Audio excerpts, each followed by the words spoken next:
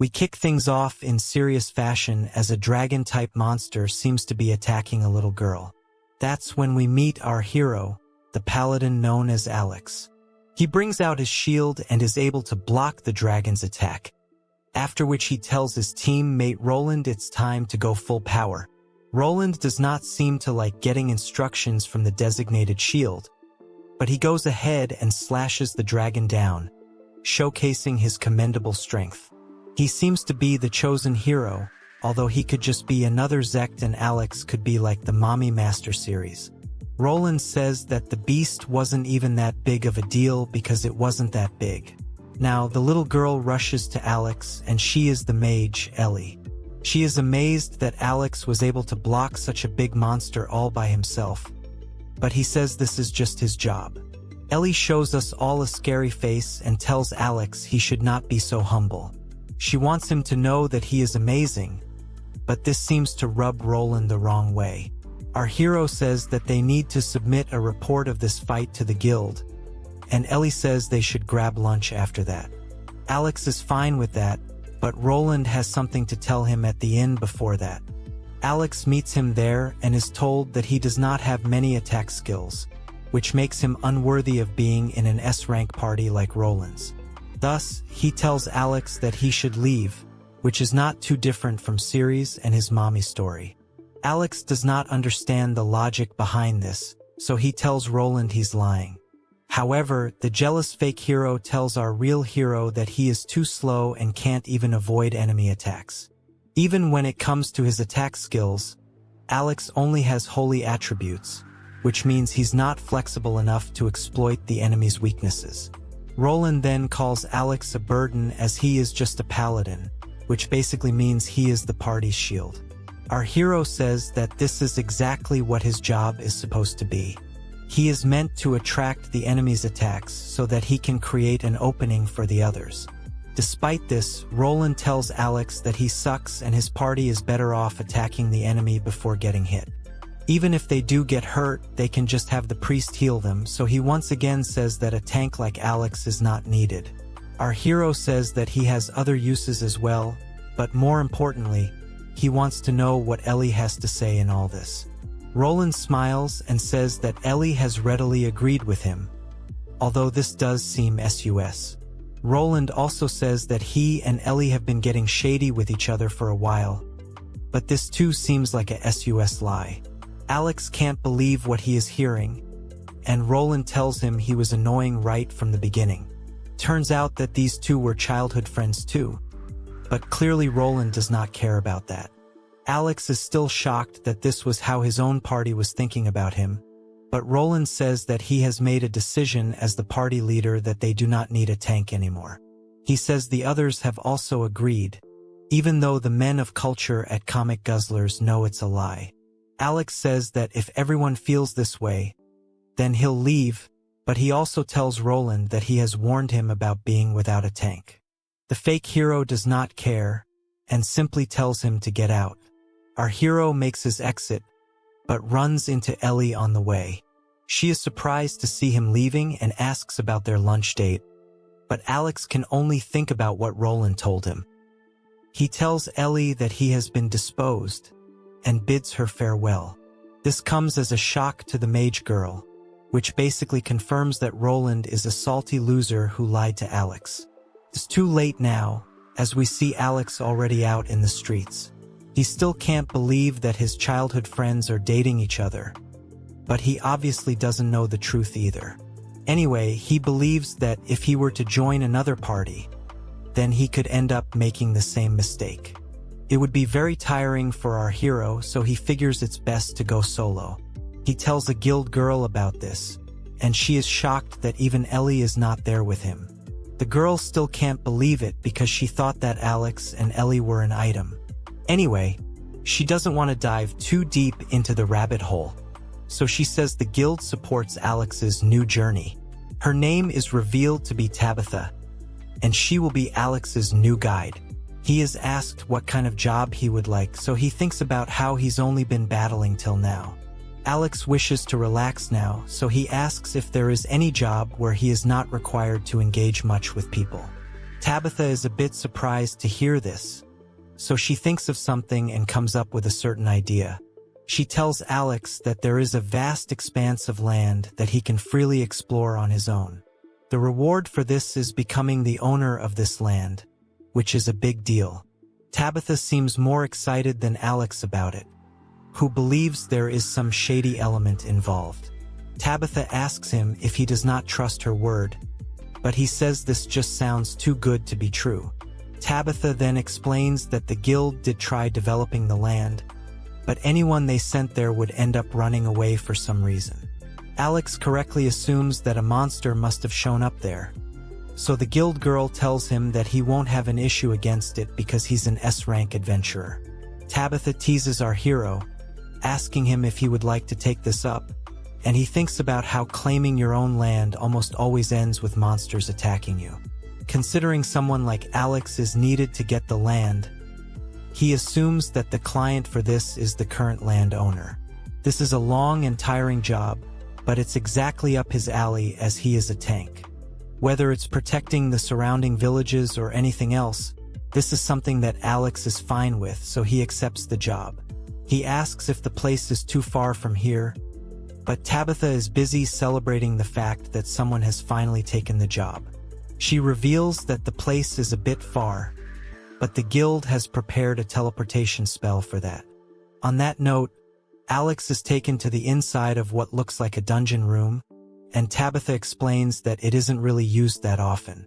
She warns our hero not to go so far in just yet, as the magic circle on the floor is a spell that will be used.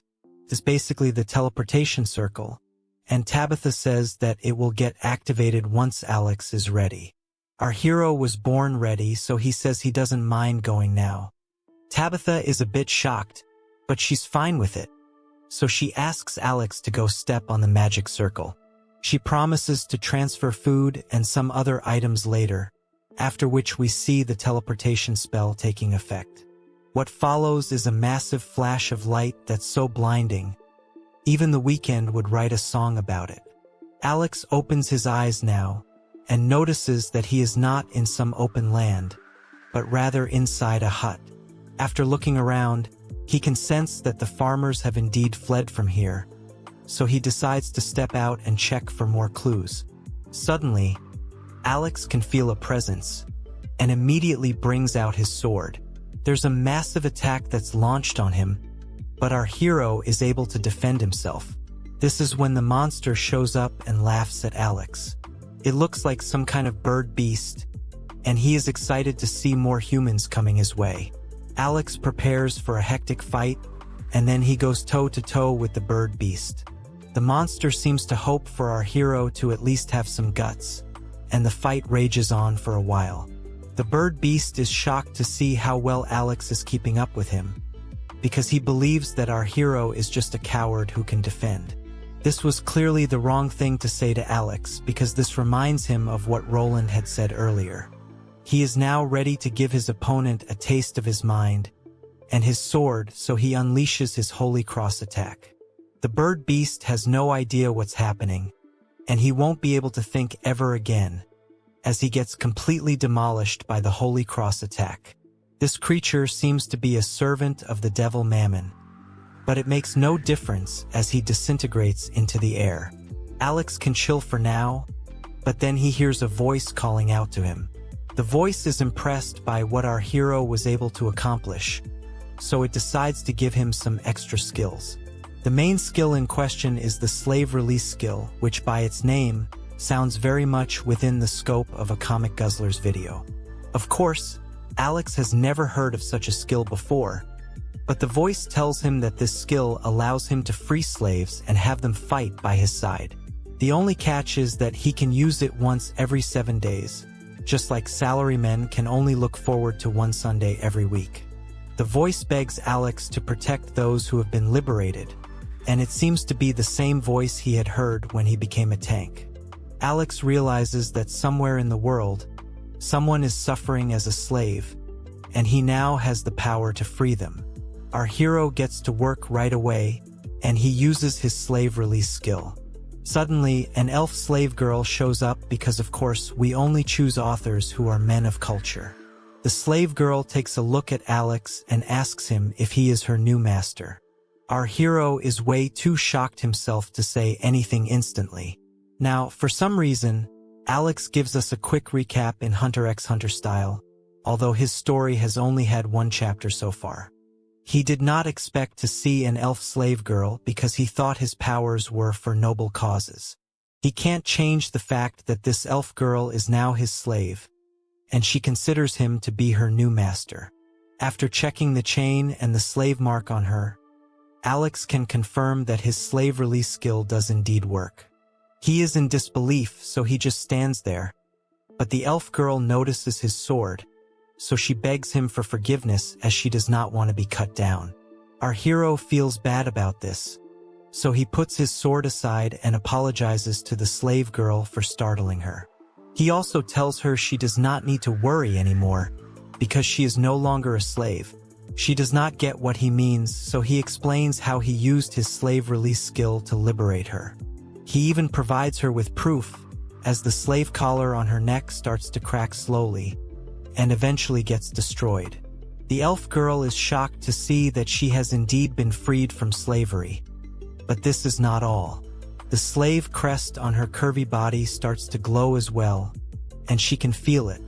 The elf girl gets into a rather alluring pose, looking super fine, but she says that her stomach is feeling very hot.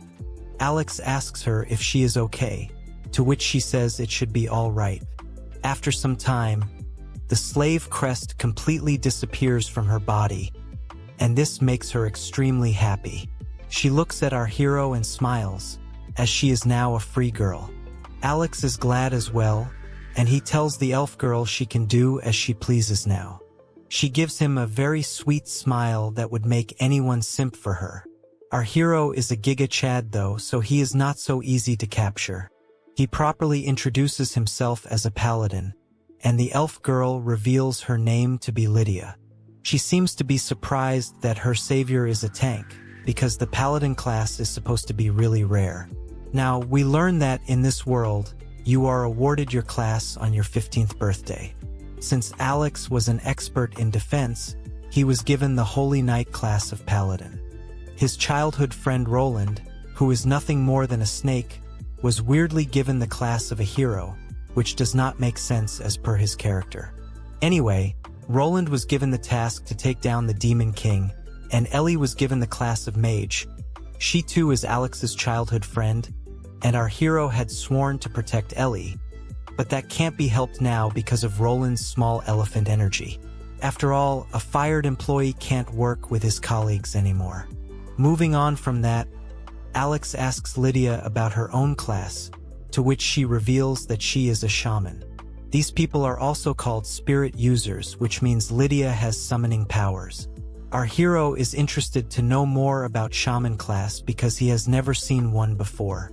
He asks Ellie what kind of magic she can use, so she asks him if he is really interested in seeing it.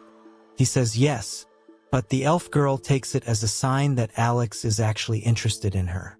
She's happy to hear this, and honestly speaking, any man of culture would be interested in a babe like her. Alex is not sure what she means by this, but anyway, Lydia decides to go outside to show him her powers. Our hero comes back to his senses and says that even he needs to see what the scene is outside this hut. This means that he was busy with intrusive thoughts just before now.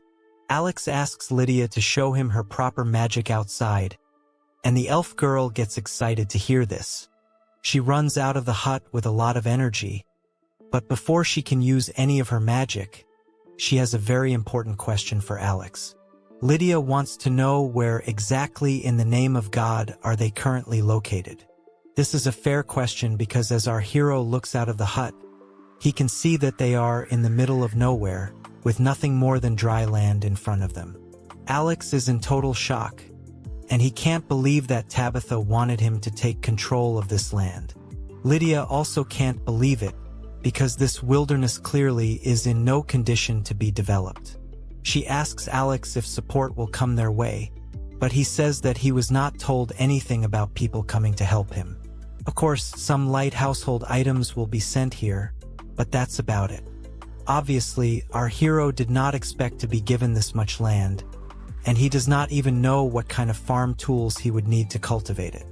Alex laments that he won't be able to explore this place on his own, as there is nothing exciting about it. Hearing this makes Lydia's elf ears twitch, so she volunteers to help out her savior. She also knows that it would be impossible to develop so much land alone, so she is here for assistance.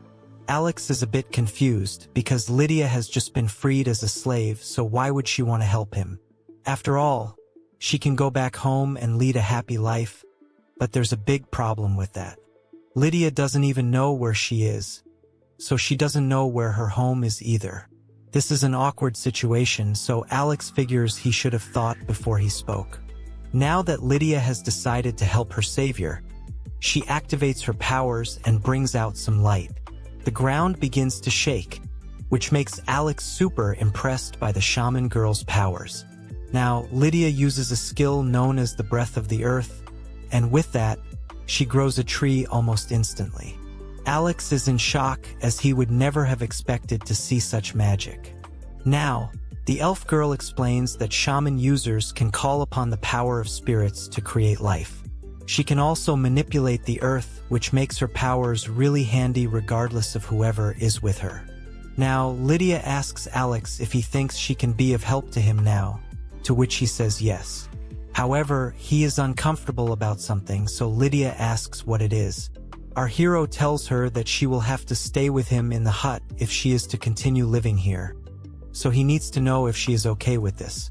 Lydia blushes and says that she is actually happy to stay with Alex, which makes his intrusive thoughts run wild again. On that note, the both of them agree to cultivate the land together and begin a new journey, which could also be filled with shoddiness if things go as per the standard comic guzzler stories. One important thing to note, though, is that our hero is still unaware of the fact that the land he is about to develop is actually a demon territory that is infested with monsters.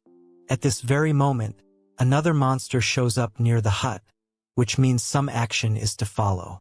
Now, time passes by, and we see Lydia growing plants which can offer food to them. Alex is happy to see this, because with these food supplies, he does not need to worry about surviving here. Since there is no need to rely on what the guild is going to send, the next plan of action is to develop a living space. In order to do that, they will need to reinforce the area around the shed. But at this very moment, Alex can hear and sense another presence. That's when we see the monster from before showing up again, so it's time for our hero to spring into action again. As could be assumed, this is some kind of wolf monster with a menacing aura, but still not as scary as the Ant King from Solo Leveling. However, Lydia seems to be in a state of panic as this is a shadow wolf. Alex is not Sung Jin Woo, so he can't command this shadow, leading him to guard Lydia. The shadow wolf looks at our hero with menacing eyes, so he turns to Lydia and asks her for a favor. He tells her that his sword is inside the hut, so she will need to grab it before the monster attacks them. The elf girl does as she's told, and thanks to the supreme power of plot armor, she is able to bring the sword to her savior as the shadow wolf chooses to do absolutely nothing in the middle of all this. Our hero grabs his sword and begins to farm aura, but Lydia tells him that shadow wolves are really strong, so taking one on all by himself isn't the best idea. The elf girl offers to use her magic to support Alex, but he tells her it's all right. He goes on to unleash his Holy Cross attack, which deals some considerable damage to the shadow wolf. This is not enough though, so our hero lets out another one. Lydia is in disbelief as she hasn't seen a human with such power. The fact that Alex is able to land 2 holy attacks in a row makes Lydia have unholy attacks in her mind. She goes to our hero and calls him amazing for being able to defeat a shadow wolf all by himself. He does not think much of it though, because he still has to farm more aura. He says that it really wasn't much of a fight to him, but Lydia maintains that the shadow wolves only have one weakness, which is to holy attacks. Plus, these monsters are said to be disasters on their own, so this is not small feat. Alex can understand what Lydia is trying to say, but he has fought monsters like these on a daily basis, so to him it's just another Monday. Having said that, it's also important to avoid getting attacked when you're trying to develop your own land. In order to do this, the couple will need to reinforce the area around the hut, but Alex will have to do all the heavy lifting. He picks up a pickaxe and says that he will dig a pit around the hut while also gathering stones to build a wall. Lydia gets excited and says that our hero should leave it to her. Alex says he could never leave this kind of work to a cute elf girl. However, Lydia reminds him that she has the powers of a shaman, which means that she can control the earth below them. To Alex's surprise, he can see all the soil being dug up on its own, and the stones in the area are also floating. This means that Lydia is using her magic to create the pit as well as the wall. All of this seems really convenient at first, but then Lydia starts to struggle because she does not have much strength left. She drops to the ground, but Alex is able to catch her before she hits the surface. The elf girl says sorry because she does not have enough magical power to get the job done. However, she suddenly feels warm on the inside, and that's when she realizes that Alex is the one doing it. This is not in a sus way though, as he can share his magical powers with others by virtue of his skills as a paladin. On that note, our hero shares his magic with Lydia, which enables her to keep going with her instant construction. The elf girl is amazed that she can feel her savior's magical power flowing within her, and it's probably not the only thing she wants flowing inside her body either. Now that she is filled up, but not with elephant water, the elf girl is able to go full power. She unleashes a hole in the earth and summons a stone wall. Alex watches on with amazement as he witnesses the pit and the stone wall being made in front of him in real time. This is something he has never seen before, so he thanks Lydia for saving him a ton of time. The elf girl admits that she got a bit too excited, which is why the pit and the wall are not perfectly done. Alex does not care about that, and he asks Lydia if she can stand up. After all, she did use up a lot of magical power, even though a lot of it came from Alex. Our hero offers his hand to the elf girl and tells her it's time to get going. He proceeds to carry Lydia on his back, which makes her shy. Alex says he can continue to share his magical power with her as he walks, so it's all good. Lydia says that our hero's magical powers are enveloping her for sure, which is why her body feels so warm. Alex comments that this is a bit nostalgic for him, as his childhood friend could also use magic powers like Lydia. Just like the elf girl, Ellie too would collapse often because she did not have enough magical powers. This was when he started sharing magic power with her by carrying her just like he is now carrying Lydia. Sadly for him, such moments are nothing more than distant memories to him now. Lydia is interested to know if this childhood friend is a man or a woman, because she might be feeling a bit jealous. Alex calmly says that she is a woman, but he wonders if he has said something wrong.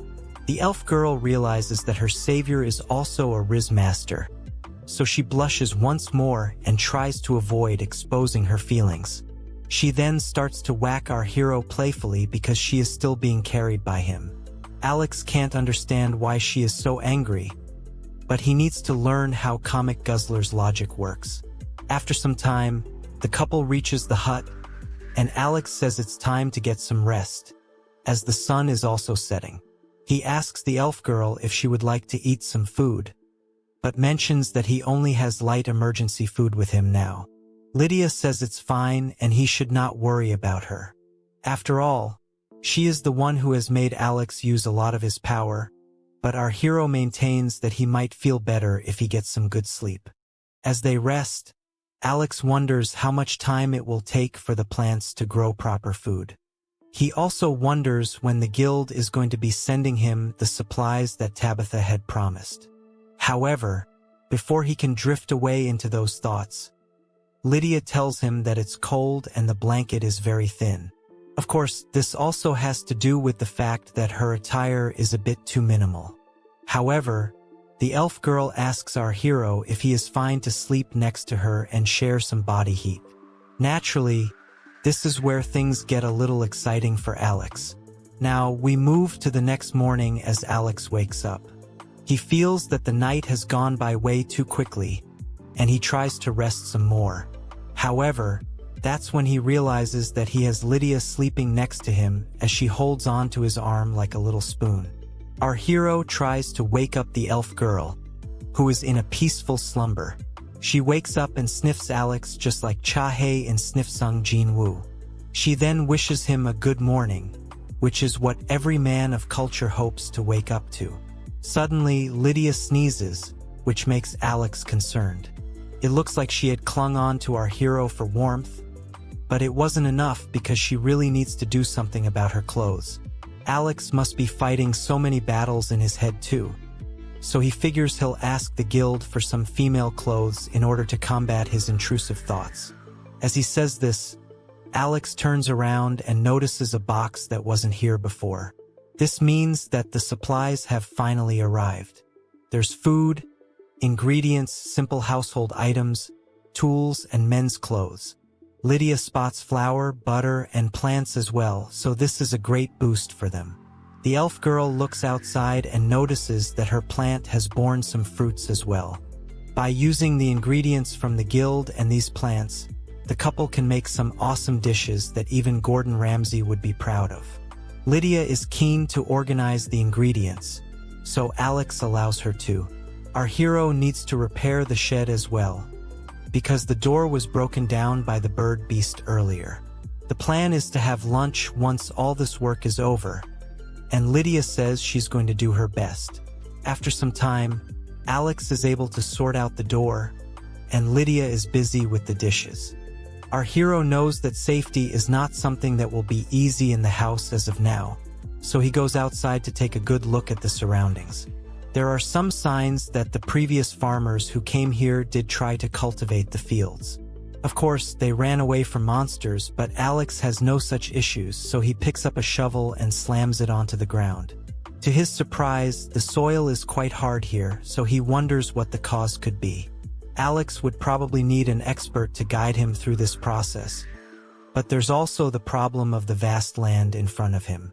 Alex can only see the distance and nothing else as of now, so he explores the space a bit. He can only find beast skeletons and there is no water source nearby. It really begs the question as to why someone would even want to set up a development base over here. Of course, there has to be a monster lurking around somewhere, and it decides to show itself now. It looks like some kind of tree beast, and Alex figures he should not let his guard down. He does seem to enjoy the thrill of hunting monsters like these, because his eyes light up when he goes to fight the beast. It does not take our hero long before he defeats the tree monster, and he figures he might as well go back to the curvy elf babe. We can see Lydia having fun with washing the dishes, so she might be awakening the true woman within her. The important thing to note here is that not only is she having fun, but she is also creating water with her magic. Alex takes one look at this and his jaw drops. He can't believe that Lydia is able to create water with her magic, but she tells him the food is ready. The elf girl has made pancakes for Alex, which makes her the perfect woman. Our hero takes a bite, and he loves the pancakes. The garnish is amazing as well, so Lydia explains she made that with the fruits that her trees have borne. Just when Alex thinks that his life couldn't get any better, Lydia tells him that he has been working hard all day, so he should take a shower now. This sounds great, but our hero wonders if Lydia's magical power would be enough for that. She says yes, but only if Alex joins in on the fun as well. Our hero is a bit nervous now, because he will have to maintain physical contact with the maid girl while taking a shower. Yes, we can already hear all the men of culture at Comic Guzzlers screaming it should have been me, not him. Anyway, Lydia says that she is fine with it because Alex is her savior after all. Alex wonders what he should do, but he feels he won't be able to control his intrusive thoughts here, so he considers saying no. However, this ends up hurting Lydia's feelings, because she thinks he does not want to do it with a former slave girl. That is not at all what our hero had in mind, but he figures he should not be such a drama queen and just act like a real man.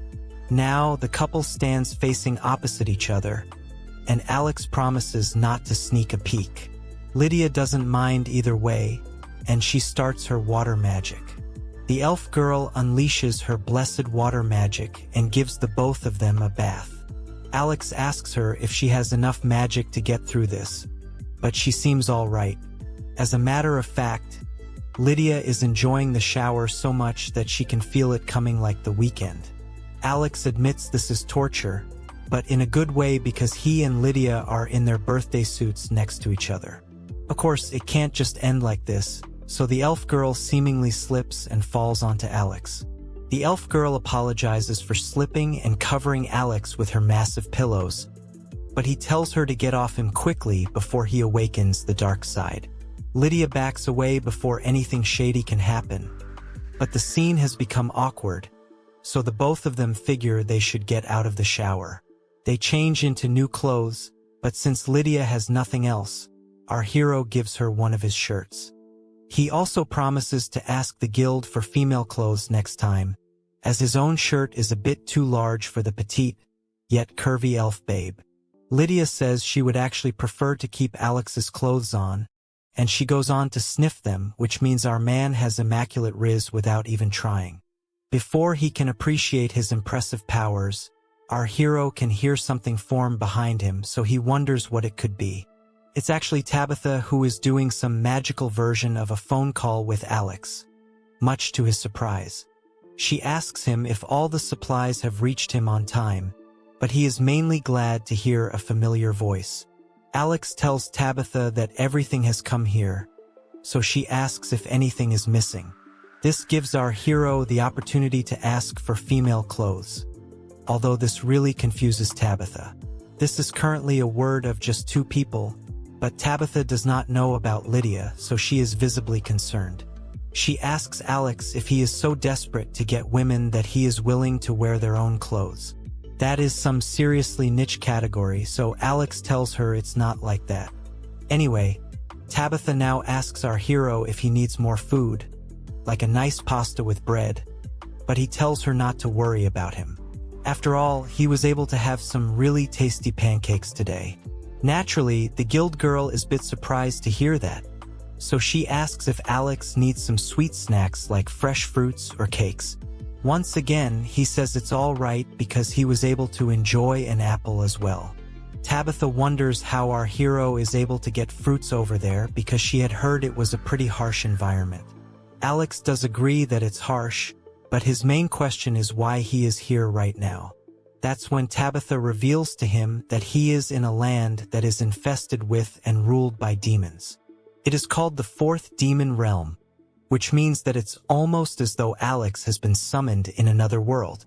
Our hero has no words, and neither does Lydia, so Tabitha says sorry for not doing the proper preparations for this trip. Alex tells her to chill because he was the one who carelessly jumped into the portal. He then asks Tabitha how far it would be if he had to come back to the city, but she says it will be quite the task without magic. Basically, this can't be done without summoning magic, and the great sage who is capable of it is currently busy because of the plot armor for the demon realm. Nevertheless, it will take at least 2 months from now to get the sage on board, and this makes our hero tap into his big brain energy. It would have been ideal if he could have sent Lydia to her hometown, but it can't be helped as it is. Now, Tabitha tells Alex that he should go south from where he is right now, as he will find a town there. It's still quite a distance, but our hero does not mind because at least there is a city here somewhere. Since that is the case, it could also be a good bet to start exploring in the direction of the city. Now Tabitha says that since Alex is in such a tough spot, there is someone who has offered to help him, and it happens to be a woman. Naturally, this makes Lydia a bit upset because she is getting jealous again. The guild girl is thinking of sending her over to help our hero, but Lydia tugs at his shirt, so he figures the elf girl is still not ready. One look in her sweet, innocent eyes is all it takes for Alex to give in. so he tells Tabitha that the land is not ready to take in new people. He says he will ask her again for this woman some other day, but Tabitha is super confused. Regardless, our hero hangs up the call, but Lydia asks him if it was really okay for him to reject help. He says that the place is indeed not ready for more people, and perhaps the elf girl is also not ready for more people just yet. Keeping that in mind, he figures it would be best for it to just be the two of them for now. Alex then offers his hand to Lydia and tells her they should do their best to develop this land. The elf girl is happy to hear this, as she smiles and holds on to Alex's hand. Our hero says that they will need to expand the field first, so they should rest for today and start tomorrow. The both of them go to bed, and the elf girl is still clinging on to her savior's arm like a teddy bear. Naturally, he asks her how long this is going to go on for, as she now has clothes to cover her curvy body. However, Lydia says that it's a bit chilly this time of day, and she would like to sleep next to our hero once more.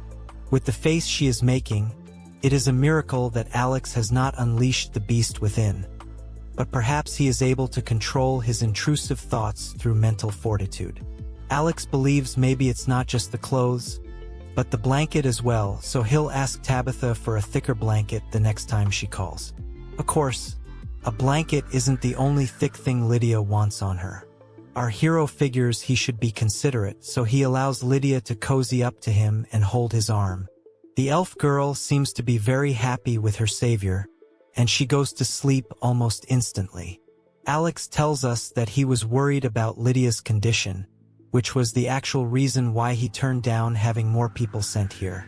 However, considering the state of the soil, it would actually be great if he could have more manpower, or at least an expert to guide him.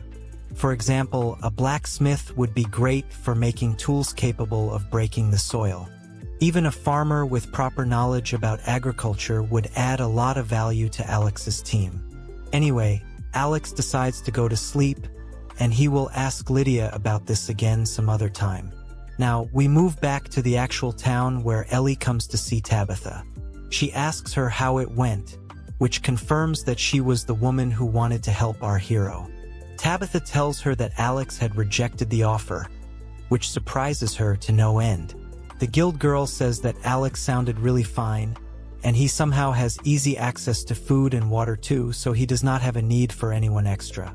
Ellie is at least happy that her lover boy is not having any trouble with food, but she maintains that staying inside the demon realm without a wizard is super dangerous and scary. Tabitha agrees with her, as the arch-wizard would have been a safe bet for this kind of journey. Ellie still can't figure out why Alex left the party on his own, which means she still does not know about the shady trick that Roland had pulled. Ellie is a good girl, as she says that the party is nothing without our hero, which is very true. Now, Tabitha says it might even be dangerous to just go and visit Alex at his new place, so Ellie demands to know why. Surprisingly, the guild girl says that our hero might be compromised himself. This could be cause for concern, but then she says that Alex might be like a hungry wolf right now, which makes no sense. Ellie is also stumped, but then she hears a voice calling out to her. It's none other than Roland, who tells her it's time to go on their first quest as a new party. He gives her an evil smile and suggests going to the dungeon, but Ellie's heart clearly does not seem to be in it. Now, we move to the dungeon, which is surprisingly a colorful scene. Roland can't believe that there are so many enemies, so he tells Ellie to do something with her magic. The mage girl mocks Roland by saying he is really leaving all the hard work to the others in his party. In order to understand how they got here, we need to go back to the point where Roland told Ellie to go to the dungeon. She replied by saying they can't go anywhere without Alex, but Roland is annoyed that she is talking about our hero again.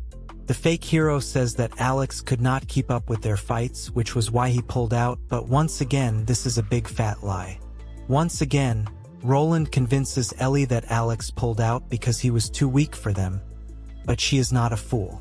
She can sense that something is wrong, so she points out to Roland that the reason they were able to move freely in battle was because of Alex being their tank.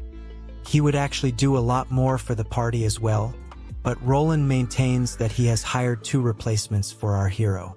One is a soldier named Roy, and the other is a dual wielder named Grace. The fake hero says that they don't need a shield or a tank like Alex, and they will simply maximize their attack to make up for low defense. Now, we move to after the battle inside the dungeon, and we can see that all of the party members are badly hurt. Roland was able to win, but it was really hard for him to do so. He looks at Grace, who is badly hurt, but he starts screaming at her. Her class is supposed to be good at speed, so he tells her to use that speed to take care of the enemy. Grace apologizes, although it should not be her fault. Roland then turns to Roy, who is also injured, and scolds him for not reducing the team's damage and only focusing on his own damage. The fake hero says that Roy's attacks were weak, and this was why the party was hit so many times.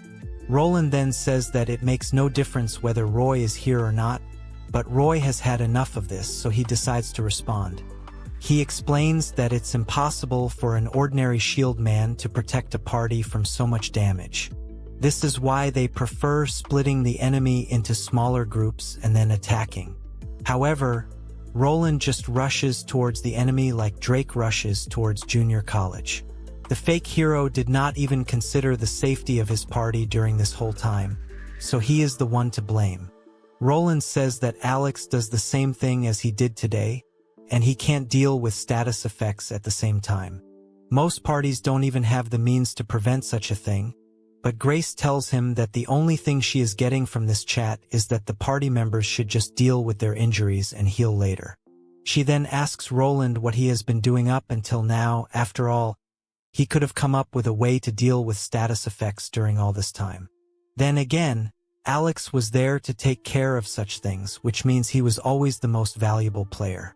Such talk is no good for Roland, as he lashes out at the others and tells them not to blame others for their actions, even though he is doing the exact same thing. Anyway, Roland can't take the disrespect any longer, so he tells both Roy and Grace that they don't deserve a single penny from him. He tells the fighters to get lost, and they are more than happy to get away from this toxic work environment. Before leaving though, Grace gives some hard advice to Ellie, which is that she should not continue being in a party with Roland, as he is not stable currently. It is dangerous to be around him, so the mage girl should think about what she should do next. With that, Grace and Roy leave the party, following which we go to the fake hero house late at night.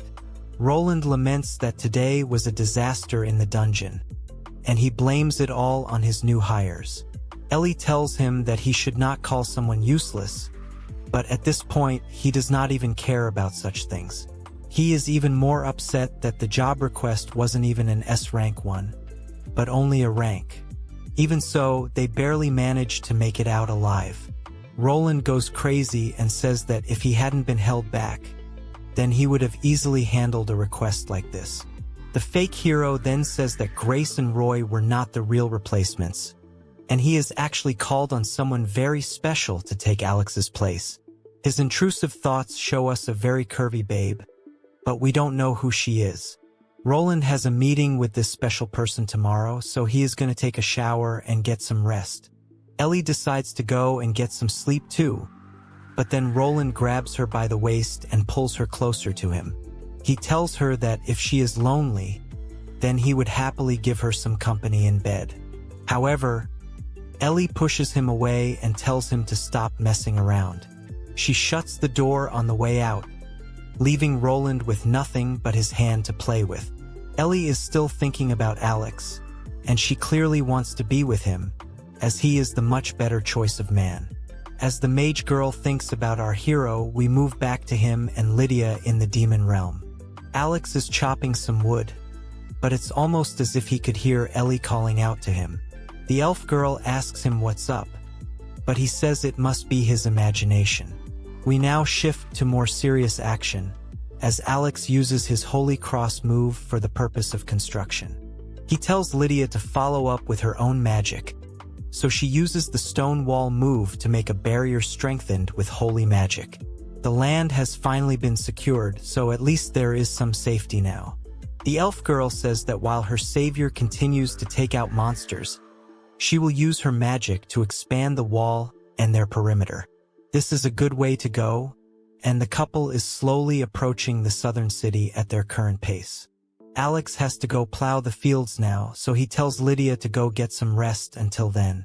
She says that she can help too, because she does have her digging magic by her side. However, Alex wishes to do this on his own as he uses magic on a daily basis. Even if it's Lydia, our hero does not want to be too dependent on her, because he needs to be competent by himself. Isekai'd is fine with doing the cultivation little by little, but the elf girl still wants to help him. Even as she says this, Lydia falls into our hero's arms because her magic has been drained. Alex was indeed speaking facts, so he decides to share his magic with her. He may have woken her up for now, but the best way to regain mana is by resting, so Alex urges Lydia to do that. She smiles and says okay in the sweetest way. Now, we shift to our hero trying to plow the fields, but the soil is so hard that he has to put in a lot of effort. He comments that 7 days have passed, and even though the empty field is still there, at least he has found a stable way to develop it. Having said that, this does seem like a good time to be increasing staff. Alex worries that Lydia may get upset again, but he does need to ease the burden off her. Monsters are flying around, so Alex decides to get back home. He looks around for Lydia and finds her in a rather cute costume.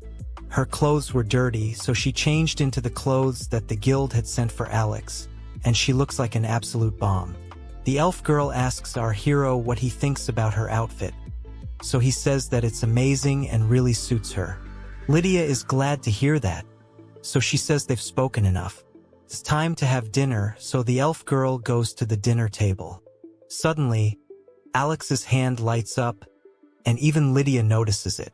Our hero realizes that it is the slave release skill because 7 days have passed since he summoned the elf girl. Now, he explains to Lydia that this is the extra skill he had used to summon her, and it is ready to go again. He explains that he can now summon one slave from anywhere in the world, but Lydia seems to be a bit nervous. She is about to ask him if he plans on using it, but he is not sure because he does not know if Lydia is ready for company. It's not exactly what the elf girl has in mind, but anyway, Alex says that if someone is suffering as a slave somewhere in the world, and he can stop that, then he would like to use this skill. Lydia is on board with it, so Alex uses his slave release skill for the second time. Another flash of light takes over the hut, and we see another slave girl getting summoned. Basically, it looks like our hero has got a knack for summoning slaves of the opposite gender thus far. It's time to move to another scenario now, so we see a bunch of goblins commanding some human slaves. They are quite literally whipping them into shape and telling them to get a move on with it. One of the goblins can see a scared slave cowering in the corner and believes that he is due for a replacement. A slave girl notices the goblin saying this, but she gets smacked by him for trying to listen to his chat. He tells her not to slack off and continue with her job, but these are horrible working conditions. The slave girl says that the goblins have been treating them horribly off late, so at this rate, things are going to get really messy. She prays for someone to help her, and at this very moment, the flash of light takes over her. The slave release symbol forms in front of the slave girl, but she does not know what it is. The portal tells her that if she wishes to be freed from being a slave, then she should step forward. This does not require big brain energy, so the slave girl does indeed step forward. With that, she is taken away from her slave camp and transported to Alex. The girl drops into the floor, and our hero finally has someone new in his team. Alex does not know who this is, but first, he has to avoid the pickaxe she is about to launch at him. She was summoned as she was bringing it down, so Alex manages to evade it without any damage. He also holds on to the girl as she had completely lost her balance.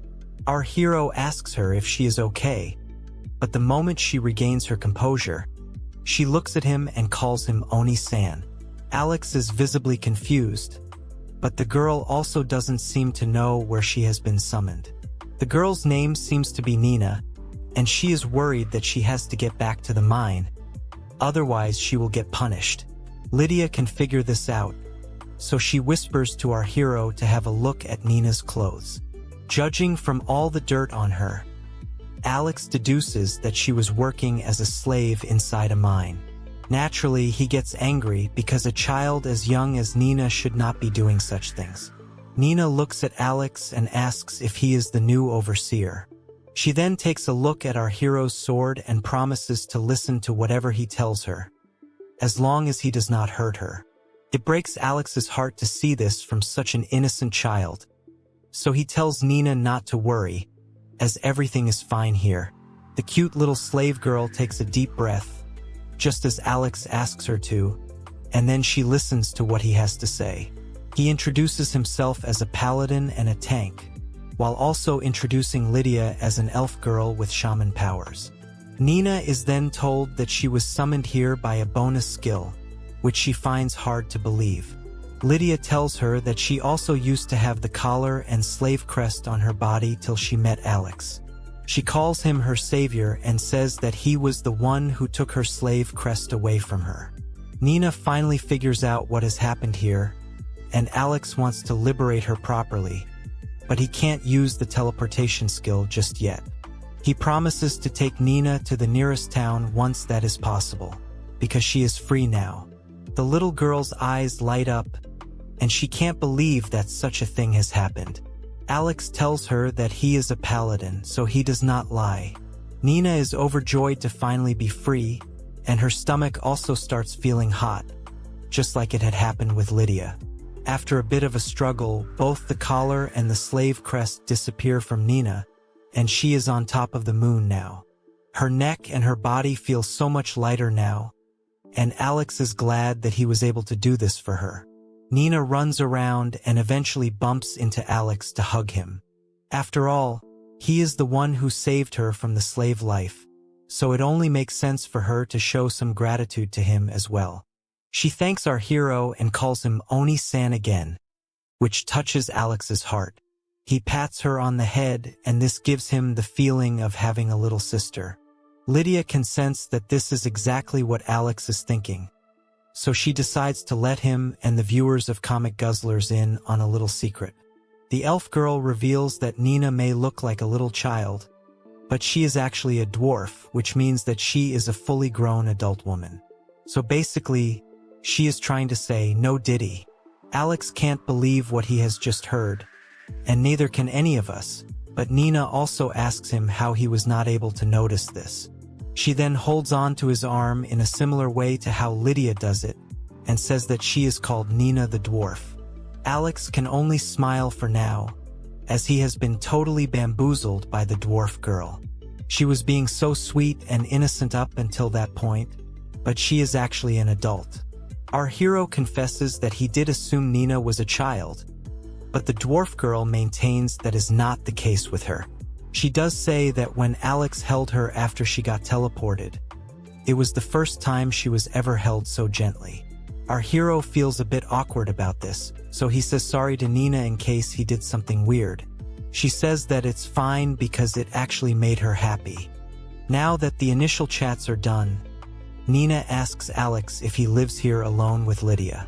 He says yes, because the two of them are trying to develop the land around here. Nenah gets it and says that she too will help with the settlement. Both Alex and the elf girl are a bit surprised by this, especially considering hard labor is something our hero has literally just saved Nenah from right now. However, the dwarf girl says that Alex saved her, so it makes him her benefactor. She wants to pay him back for what he has done, but our hero says that is not needed at all. Then again, Alex realizes that he was going to ask the guild for some extra hands, so using Nenah could work in his favor, since Lydia is also fine with her. The dwarf girl says that she can do anything our hero will ask of her, but when he asks if she can cook, she says that she is better at eating than at cooking. It's literally me. Lydia says that she's fine with the cooking by herself, So Alex asks Nenah if she can use any of the holy attributes. She says that she doesn't even know what that is supposed to mean, so our hero then asks if she knows anything about farming. The dwarf girl has only had experience with harvesting till now, but she says that she is definitely good at something. After putting in some thought, Nenah says that she is really good at being a blacksmith. That's a bit odd coming from her, but it actually fits within the dwarf stereotype. As a matter of fact, Nenah looks like the type of girl who would be good with fire as well as iron. Alex wants to confirm if he heard her right, but Nenah says that she is indeed a blacksmith, and even has the magic skills of a blacksmith. Our hero wonders if this is some kind of job skill, and Nenah confirms it. She was unable to use it before because of her slave crest, but she does not have that problem now. She once again repeats that she is a blacksmith, and then she takes a look at the stuff lying around. The dwarf girl wants to get a good look at everything, so she asks her Oni-san if she can go outside, to which he says yes. As she explores the area, she finds a sword that looks like it can be used. Alex doesn't know how that's possible because the weapon looks fairly rusted. Nenah's eyes light up, so she tells her Oni-san to take a look at what she is going to do. The dwarf girl unleashes a skill known as shape shift, and all of a sudden, the sword lights up.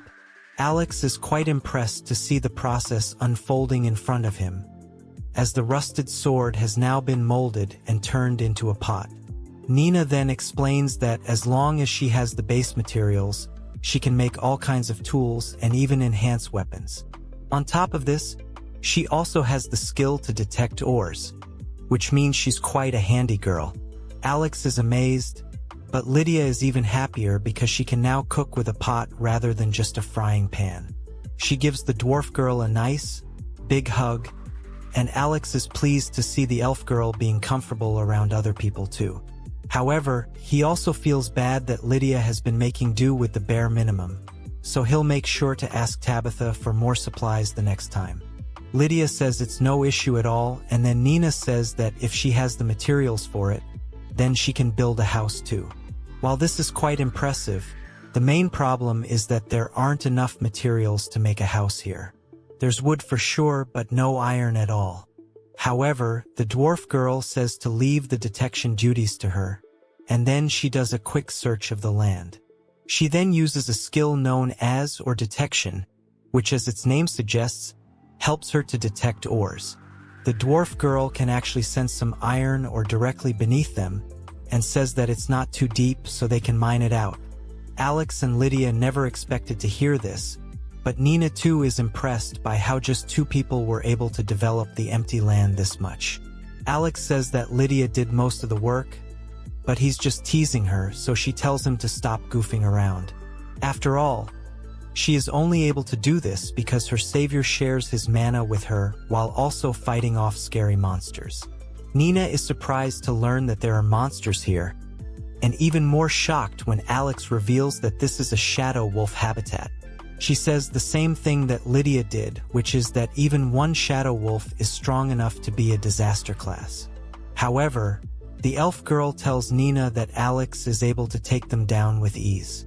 The dwarf girl is so impressed that she looks at our hero with sparkling eyes and calls him amazing. The Riz is indeed strong with this one, as Nenah says she wishes to see a shadow wolf as well. She asks if any of them are around, so Alex tells her to look into the distance to spot one. He lifts the dwarf girl on his shoulders and asks if she can see any shadow wolves, but Lydia is more concerned about the fact that Nenah got lifted by Alex before her. Anyway, the dwarf girl is really short, so she says nothing is visible. Alex figures he should have taken her height into consideration, so he tells her to climb his back. Nenah does as he says, and it's almost like an elder brother carrying his little sister to go see a carnival or something. Nenah goes to the edge of the wall and can finally spot a shadow wolf roaming around outside. She still can't believe that her Oni-san was able to take down something so powerful, but bro has to ore a farm, so he says it's no big deal. Alex does ask Nenah not to lean out too far because she could fall off the wall. The dwarf girl says she's fine, but wants to lean in a bit further. However, when Alex looks up to see if Nenah is fine, he gets quite a sparkling view from up top, just like Willem Dafoe. It's not just pillows, but Twin Peaks as well, making our hero a very naughty boy. Nenah asks him what's wrong, but Alex can't explain what only men of culture can understand. He drops down and takes Nenah off his back, saying sorry, but also refusing to explain why he can't continue holding her like this. Nenah still doesn't get why her Oni-san is behaving this way, but Lydia does, as is hinted by the way she is blushing. The elf girl wishes to change the topic now, so she asks Alex to come back home for food. Now, back in the hut, we see Lydia brushing Nenah's hair, giving her a glow-up. The dwarf girl thanks her for the food and everything she has done for her, but the elf girl says sorry for only giving her simple food today. She says that she will be able to cook bigger potions next time with the new pot Nenah had made. So the girls are excited for tomorrow. Alex is really happy to see this, and he tells the former slave girls that they are just like sisters. The girls are also happy to hear his, and our hero is relieved that all three of them are getting along so well. Having said that, it is starting to feel a bit cramped up over here, so he'll need to do something about the space. Of course, the girls don't have a problem with this because it's way better than what they had to deal with back when they were slave girls. As a matter of fact, they think that they are currently living in luxury, but this only embarrasses our hero. Nenah says that this is right up her alley, as she can make house and beds as long as she has the materials to do so. Alex pats her head and tells Nenah that he will be counting on her skills. This gesture makes her appreciate her new savior, and then Lydia says that she will help with the bedding. Alex will chop the wood tomorrow, and Nenah says they will all do their best. It's a rather wholesome moment, which is not that common on comic guzzlers. Now, there is an even bigger issue to address, which Lydia does. She asks where Nenah is going to sleep today, as she hasn't been allocated a spot in the hut. Alex has no answer to this, and just like that, the wholesome moment is gone. Our hero realizes that he will need to fix this issue as soon as possible, because he can't let his intrusive thoughts run amok. Nenah says that she wishes to sleep next to her Oni-san, but Lydia says that she has had that privilege till now. The only thing Alex can wish for is that the girls should stop arguing over who gets to be shady with him. We don't exactly know how that situation played out in the night, but we do go ahead to the next morning where the team gets ready for a busy day ahead. Alex says he will chop the wood for the bedding, Lydia will be working on the field, and Nenah will be used to mine some more. On that note, the triple couple gets started with the day. We see our hero in full action, as he flexes his muscles and takes down the trees with his super strength. This isn't enough for him to farm aura, so he carries the trunk of the tree on his shoulders too. He brings the wood to Lydia, who is seen using her magical shaman powers as well. Alex offers to help her because even in barren land, as long as they keep digging and watering the soil, it will become soft gradually over a period of time. The elf girl is amazed to see that the soil particles have indeed become finer, which means all that's left to do now is to use some fertilizer. Food scraps would also work in this case. And then the couple talks about Nenah, who is very keen to pay our hero back for all that he's done for her so far. She eagerly went off to extract and mine the iron ore, so Lydia feels she should go check on her later. Alex can sense care and concern from the elf girl, but Lydia becomes a bit shy because of this. However, our hero has something else in mind. He remembers that slave girls are able to use their skills properly once they become liberated from slavery, but Lydia is not sure if Nenah should use her skills right away. Now, our hero says that he needs to reconsider something. He has been trying to rush towards the slaves, hoping to help them. This is noble for sure, but he also needs to consider that when he summons a slave, he can't just send them back to their homes right away.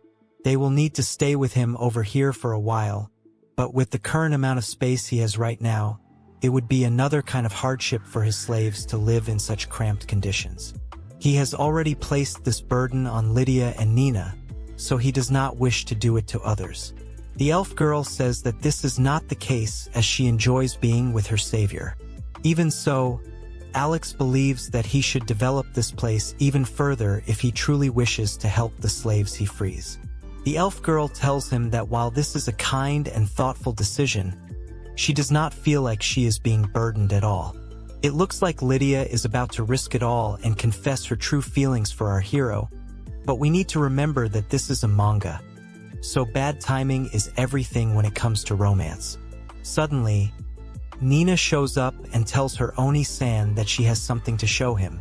She takes his hand and leads him away from Lydia, who is clearly disappointed that her moment got taken away. The dwarf girl now takes Alex to the spot where she was mining and tells him to have a look. Alex can't believe his eyes, as Nenah has been able to create a proper mining site all by herself. Nenah calls herself amazing, and then tells our hero come down and take a look at what she's done. Alex calls this incredible as the whole thing has been designed like a massive spiral. Nenah explains that this method makes it a lot easier for her to dig.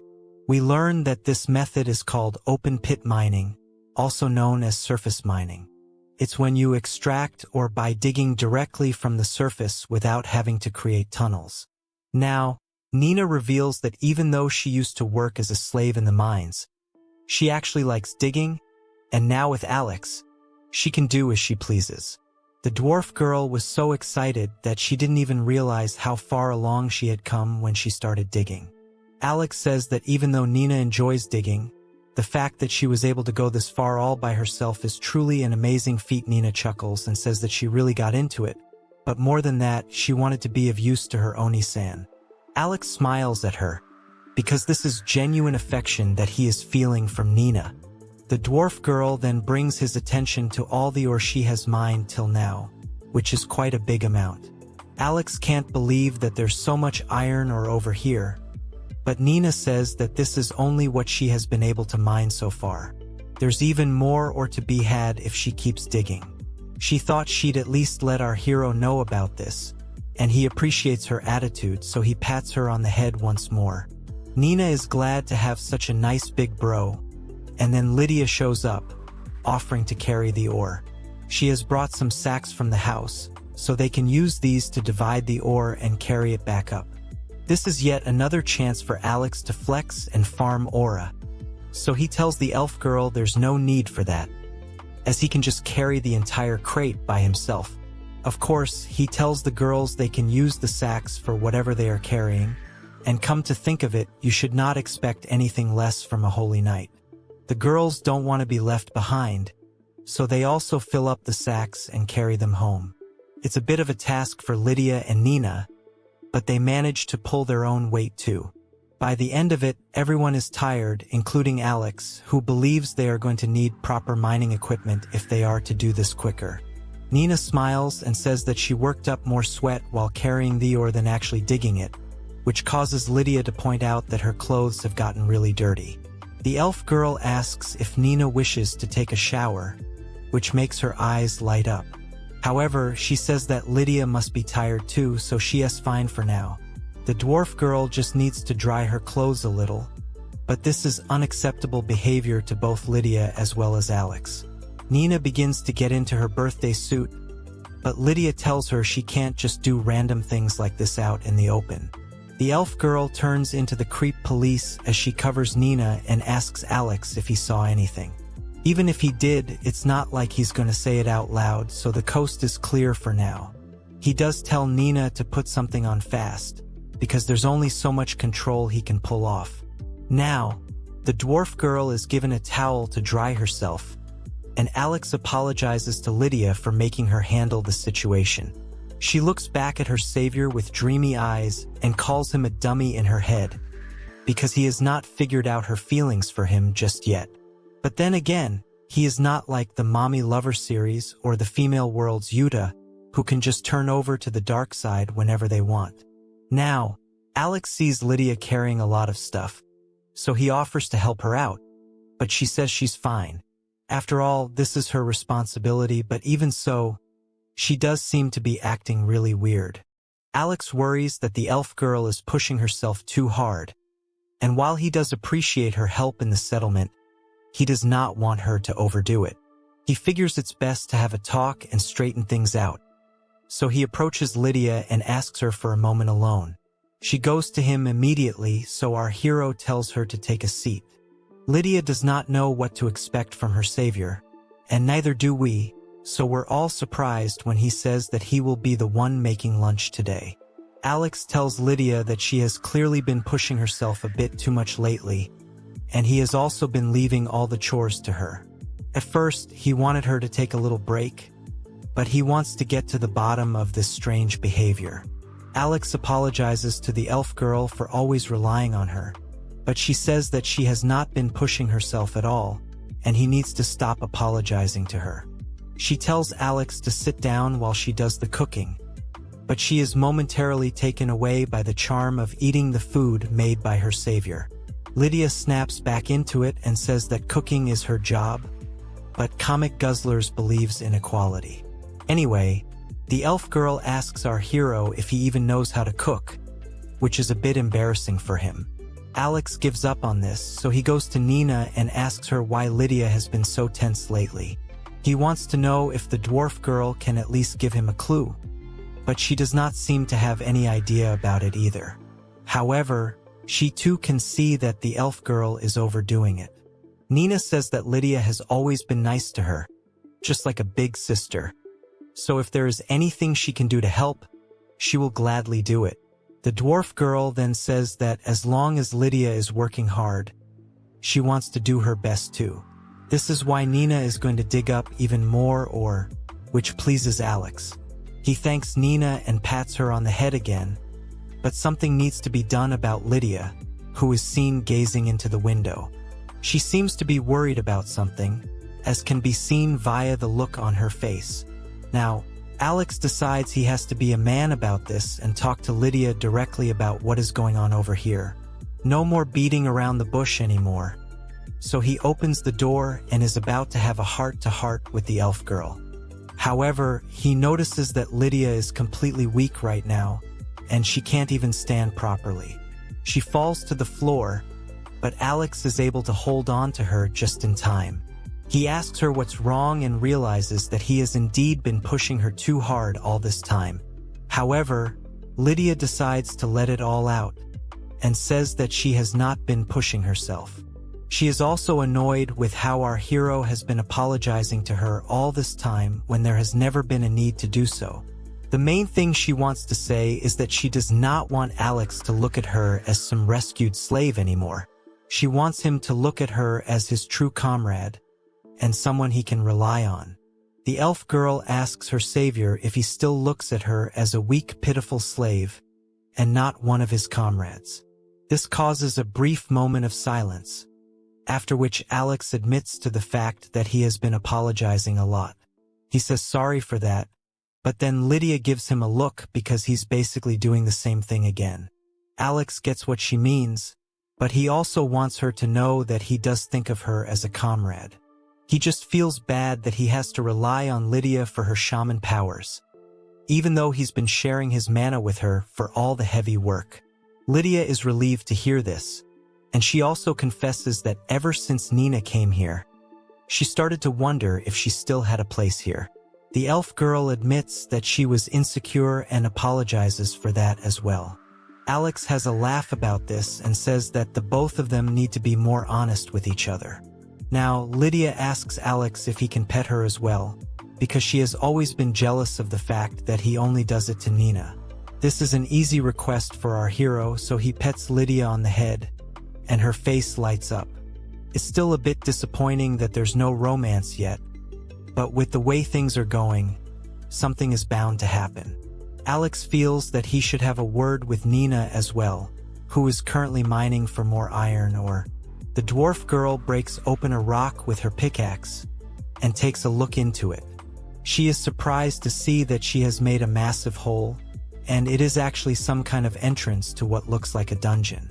Naturally, Nenah is a bit surprised and confused, but this means the story has only just begun for Alex and his girls.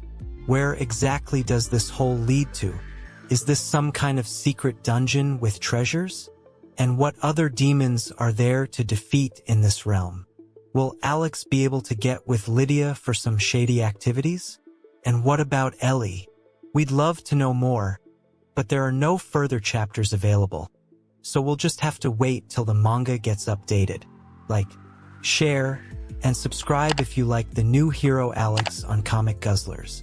This is a relatively new series, so I can cover more chapters for you if they get uploaded, and also if that's what you actually want. I guess the views will speak for themselves. Okay then, I'll see you in the next one.